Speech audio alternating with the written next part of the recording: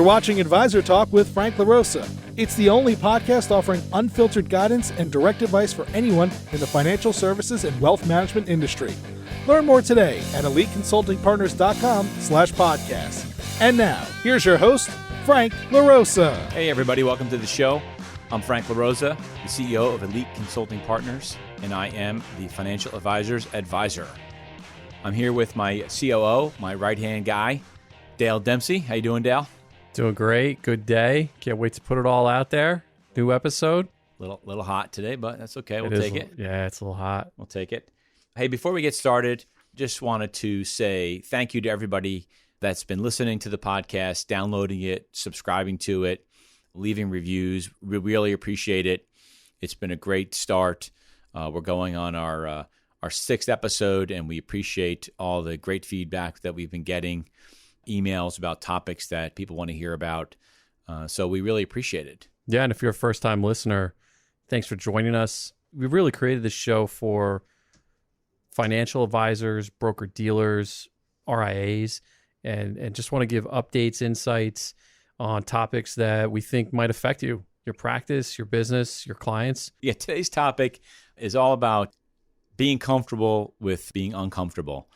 And we're going to talk today a lot about shrinkage and why shrinkage is an important thing for advisors to be comfortable with. And what I want to step back and talk a little bit about is being comfortable with being uncomfortable. And in the podcast conversation that you're listening to today, for me, is just that.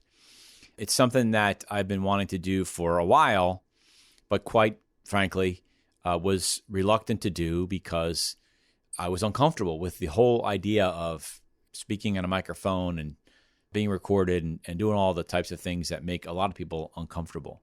But I knew at the end of the day, it was the right thing for us to do to communicate the things that we want to talk about and help educate the financial services industry and wealth management industry and all of you advisors that are listening on the things that you should be paying attention to. And so it was really, this whole process for me was uncomfortable. And I really just had to get comfortable with it. And so what I want you to think about, so this conversation today is really going to make a lot of you uncomfortable because I've had these types of conversations with advisors in the past, and I know it does make them uncomfortable. But the ones that dive into it, no pun intended, actually come out way ahead. Yeah, I'm sort of still on the edge of my seat here because you keep saying shrinkage.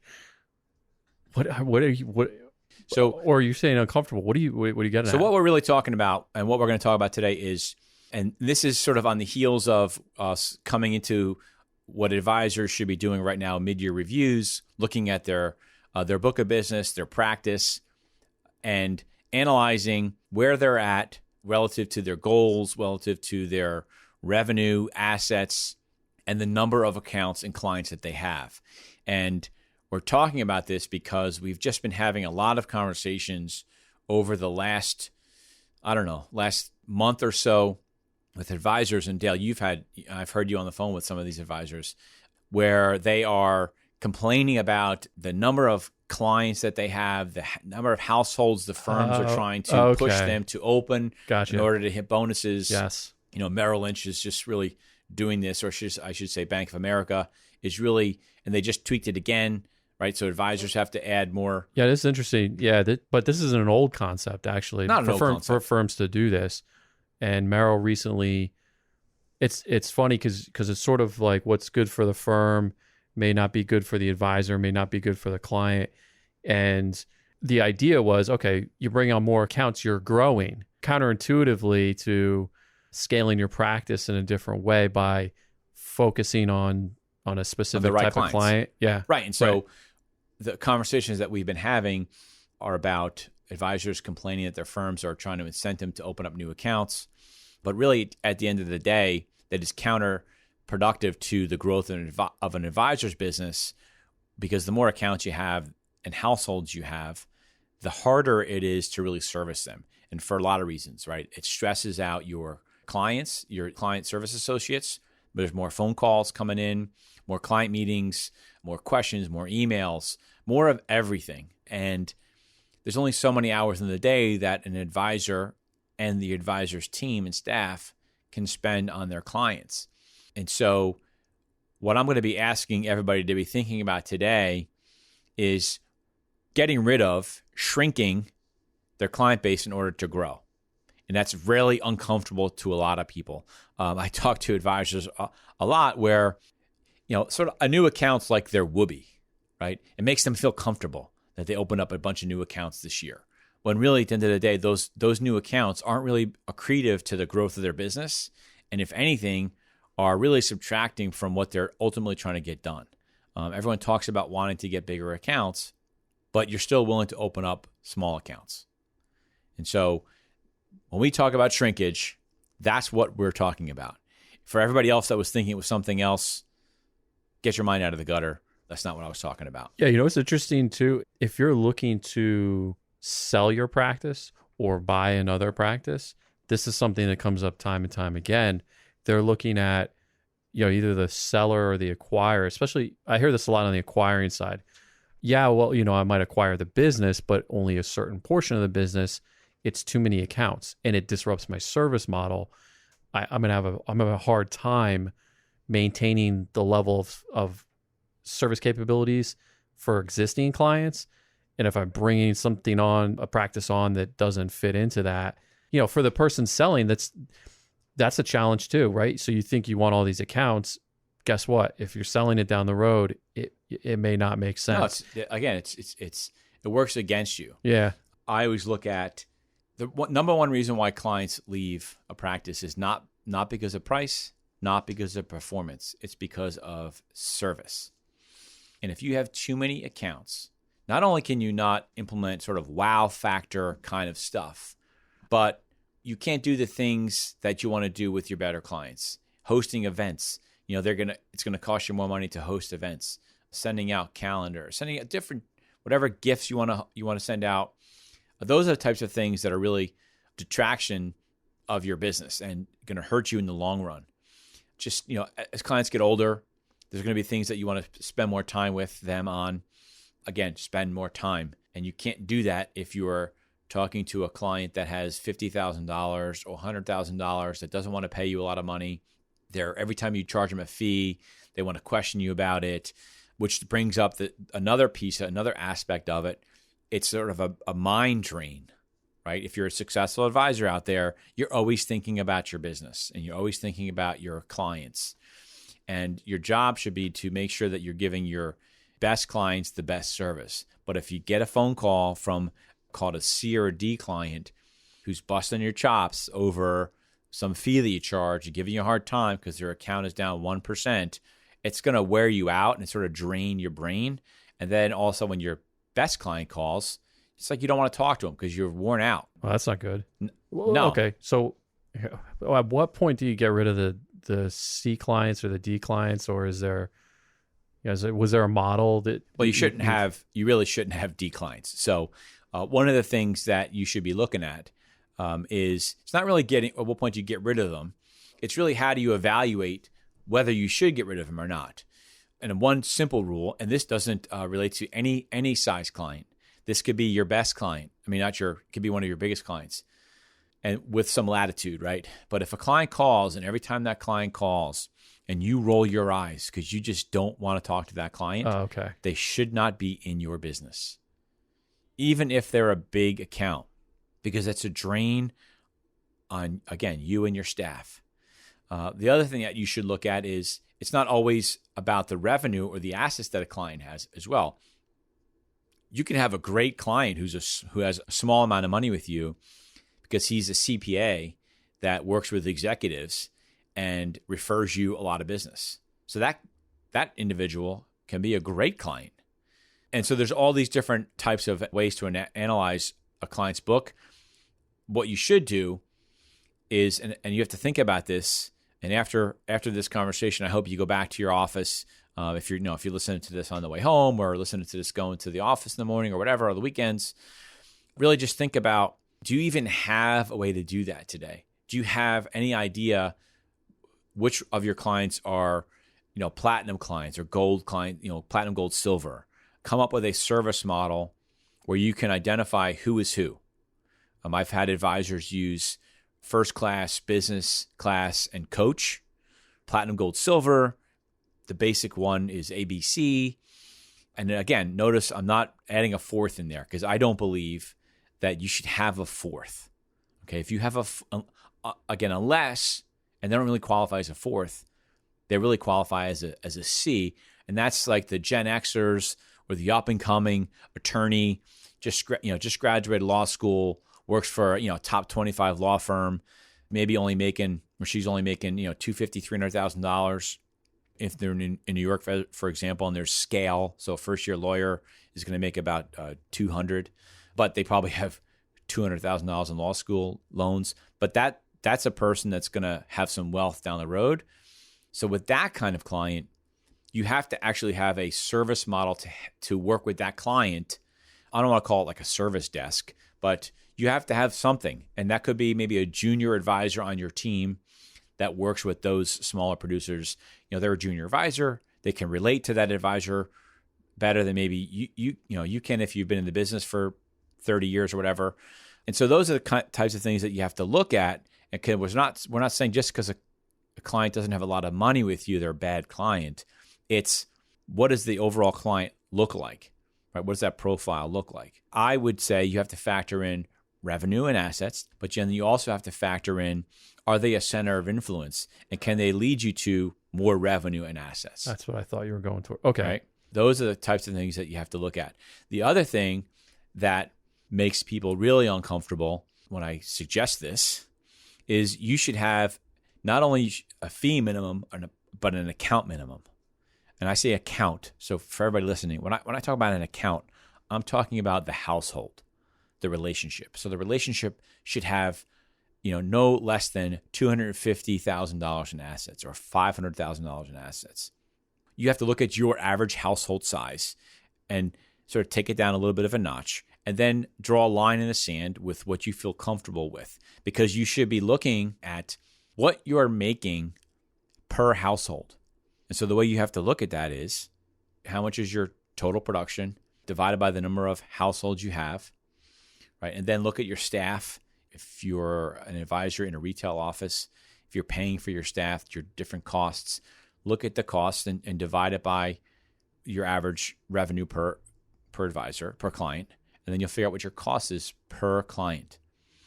And then once you've figured out what your minimum should be, go to the clients that are on the bubble, right? So clients that are a little bit over the minimum and a little bit under the minimum, and tell them what you're doing.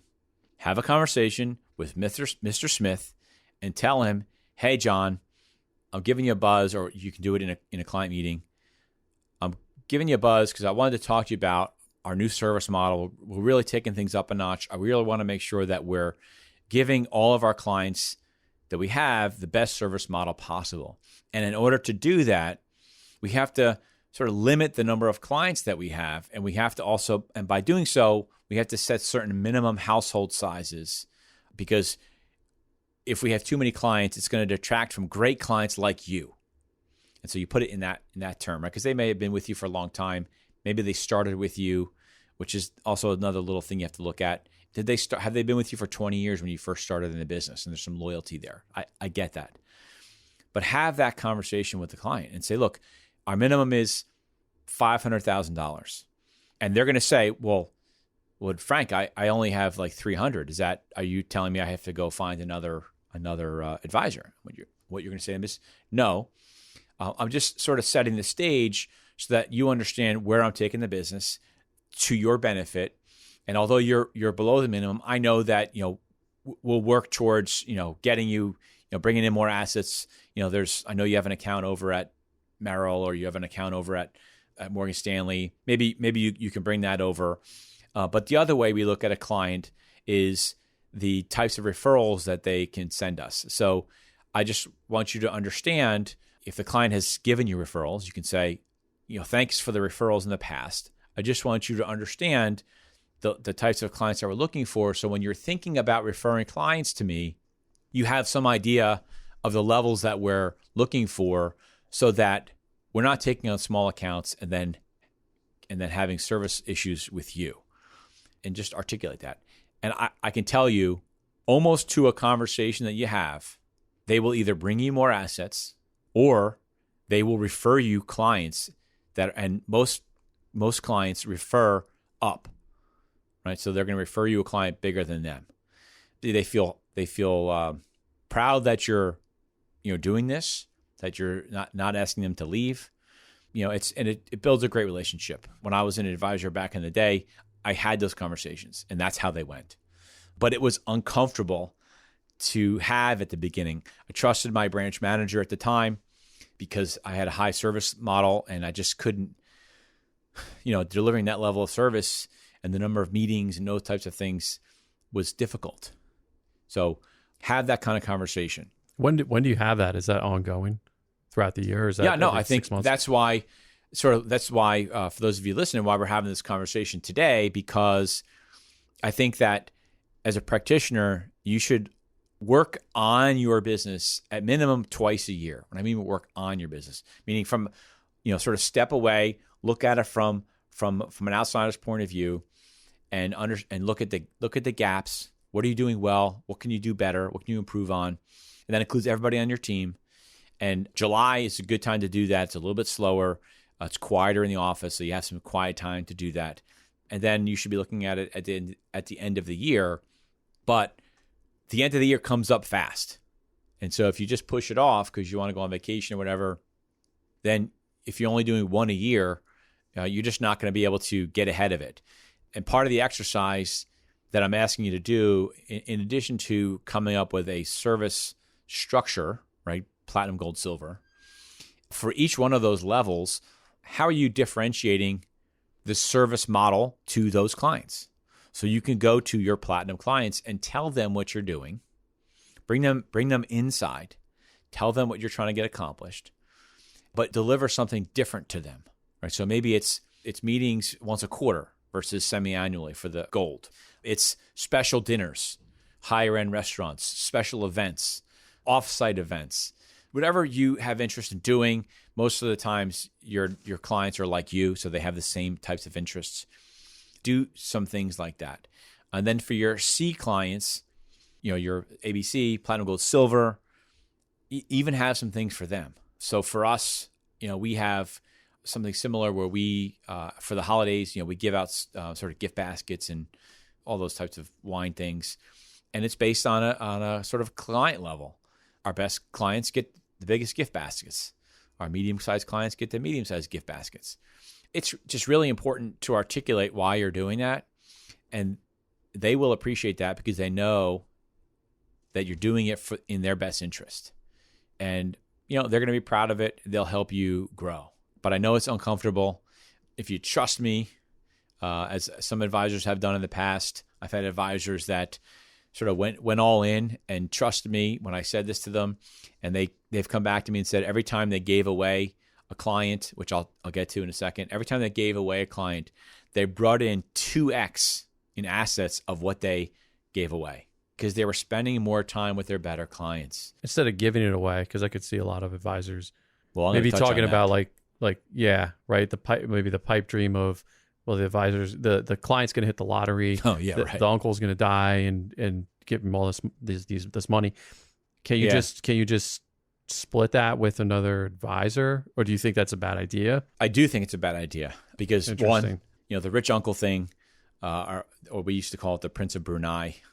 One day you're going to meet the Prince of Brunei, or he's going to refer you to some business, or whatever.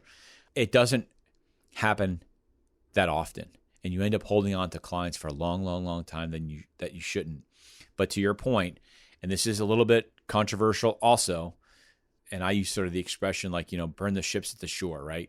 Back in the old days, captains would burn the ships so that their soldiers would have no chance to turn around. They just have to sort of take whatever hill that they were trying to take. But the point is, in this industry, and as it becomes more and more regulated and litigious, if you give your D book to a junior advisor, I'm not talking about your C book, right? Those are potentially good clients. I'm talking about your D book.